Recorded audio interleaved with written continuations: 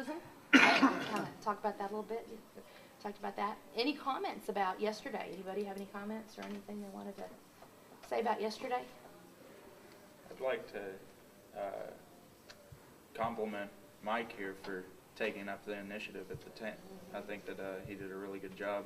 You did. Good job, Mike. I think without him, that probably would have been it would have been a rougher project than it was. And it would have taken a whole lot. His patience in teaching us, because it would have been easier for him to just do it himself. Well, yes. Well, in my case, it was easier for him to do it himself. I'm with you, Ms. Brent. Yeah. In Yeah, my that was case, great. I would rather Mike take the hit for all the knots. All the ropes you want, Mike. All the ropes We you want. love you all. Well, yeah, it was good. I don't know I don't know what the plan was if you hadn't been here yesterday. So, I guess things work out fortuitously sometimes that you happen to be in our group. So, and Mike, we do appreciate that. But I appreciate everybody continuing to maintain a good attitude. And as I said before, you guys are everybody's worked so hard. Today, now we've been here a little while, so I want to introduce a new topic for y'all to think about journaling in today. And I want to talk a bit about, I guess now we're getting into Aaron's field, so you might want to reread his submission in your packet if you get hung up here. Race and ethnicity. Oh, so I don't have to do a journal. No, we just expect a lot out of yours, buddy. I had to try. So race and ethnicity. Race and ethnicity, we talked about those, and when we come to a new place, one of my first reactions is race and ethnicity are often a way that we say we and them. And I want y'all to think about how many times over the last 4 or 5 days we've said us and them. All right? Our group, their group. Us and them. Now, when we said us or them, whoever you said it to, whoever you were with, whatever you were thinking, what did we mean? Which boundary were we looking at? What boundaries have affected you all the most individually since you've been here? We talked about race, and race is defined purely by the pigmentation in your skin. It has nothing to do with who you are, what you are. It simply is the way you look. We know that race doesn't even have a biological, tie in there. It's not, you're not going to take your blood and your DNA to figure it out.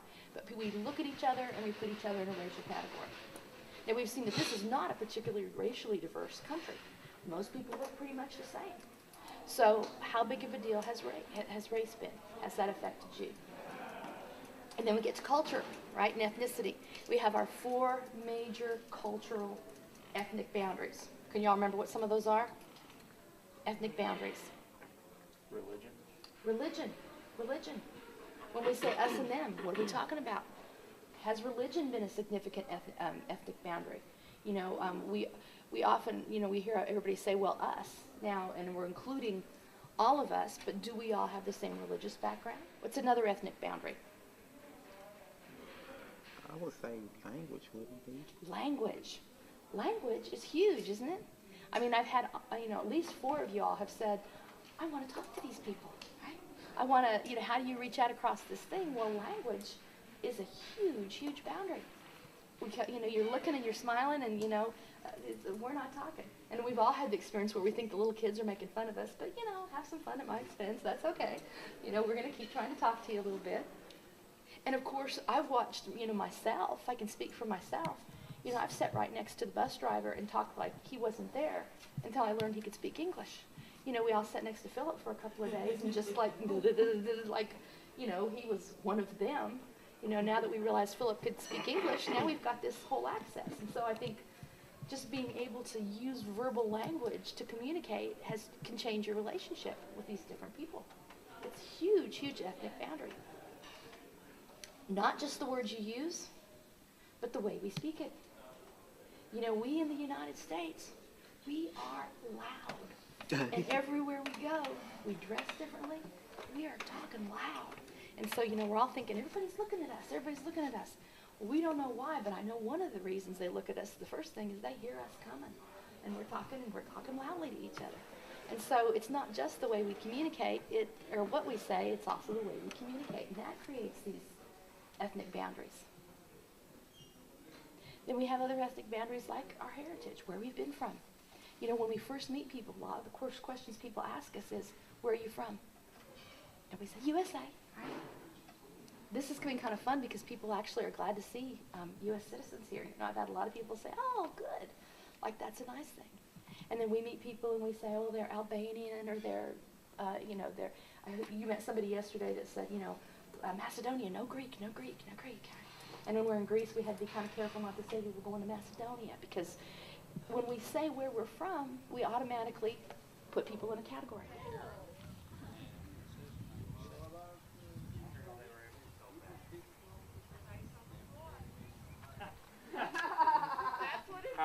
How did they know this was a casino? Yeah, that's the trick, because they found lots of ivory dices there. Anytime you have Not with the regular, yes, not with the symmetrical fold, but you know, the archaeology is not an exact science. It's not a matter of biology. And when they found something, they called it the casino, yes. Tobi is the second biggest city in the northern province of Macedonia during the Roman times. And it existed since 2nd century BC till 6th century AD. The city began to enlarge in the time of the August I, the Roman Emperor, and it was first mentioned in the foundings of Tite Livius. It was some famous historian during that time. The city was situated between, and it's situated till now, between the river Erigon, it is today's Black River or Crna, Macedonian term, and Vada, it is the largest river in Macedonia. So it was a big economical center and commercial center, because we have the main road here that was a connection to the other cities in Macedonia. And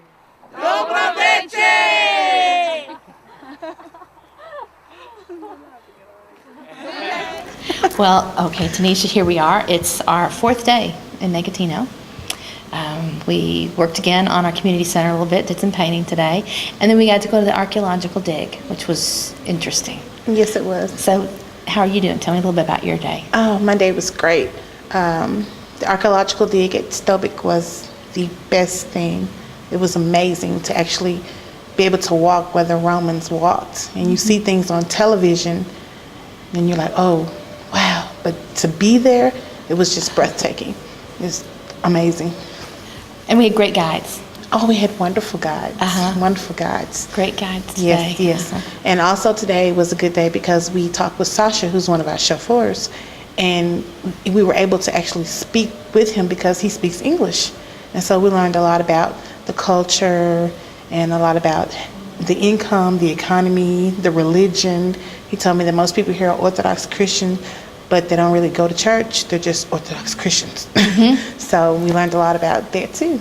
Okay. Yeah. We talked about before, I know language is a big barrier because we want to talk, but... Yeah, language is a big barrier. Most of the children here, all they know is, what is your name? What is your name? And it stops there. And you want to converse with them more, but you can't because they don't understand you and you don't understand them. So, but they do understand American film because they told me I was Big Mama from Big Mama Film. Yes. So they do understand American film.